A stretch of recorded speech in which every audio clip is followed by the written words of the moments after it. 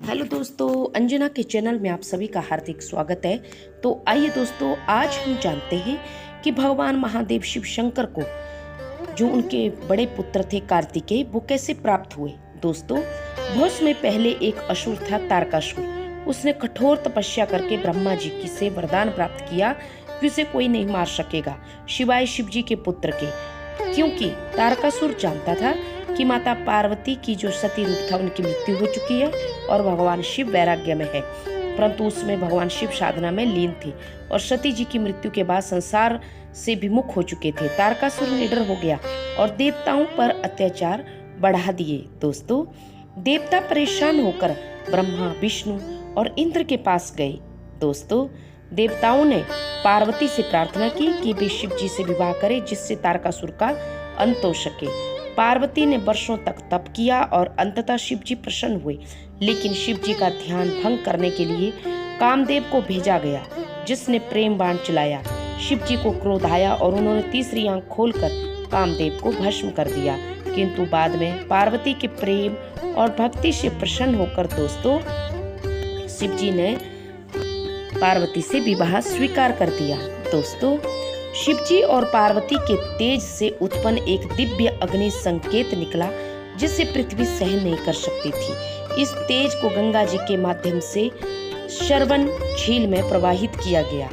वहां 6 कृतिकाओं, जो 6 ऋषि पत्नियां थी, उनको कृतिकाएं कहते थे, उन्होंने उस तेज का पालन पोषण किया। इस प्रकार एक 6 मुखों वाला बालक उत्पन्न हुआ, जिसे स्कंद, मुरुगन, षणमुख और कार्तिकेय कहा गया। दोस्तों, शिवजी और पार्वती ने उस बालक को अपनाया और उनका नाम बड़ा होकर कार्तिकेय रखा, अर्थात कृतिकाओं से उत्पन्न पुत्र का नाम कार्तिकेय रखा गया। दोस्तों, जब कार्तिकेय बड़े हुए तो देवताओं ने उन्हें सेनापति नियुक्त किया। उन्होंने अपनी शक्ति और ज्ञान से तारकासुर से युद्ध किया। युद्ध भीषण था, लेकिन अंततः कार्तिकेय ने तारकासुर का वध कर दिया। इस प्रकार ब्रह्मा जी का वरदान भी सत्य रहा और देवताओं का भी उद्धार हो गया।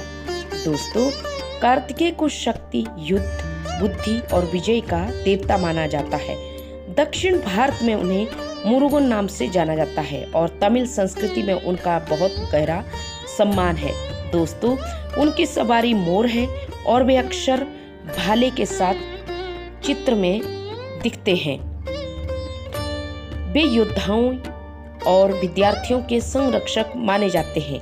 दोस्तों, शिव जी को उनके परम तेज और पार्वती जी की तपस्या से भगवान कार्तिकेय प्राप्त हुए। उनका जन्म सिर्फ एक पुत्र के रूप में नहीं, बल्कि संसार की रक्षा के लिए हुआ एक दिव्य अवतार था। दोस्तों, तो ये थी भगवान शिव की कहानी और माता पार्वती की, कि उनको कार्तिकेय किस प्रकार पुत्र रूप में प्राप्त हुए। आशा करती हूँ आप सबको मेरी ये कहानी पसंद आई होगी।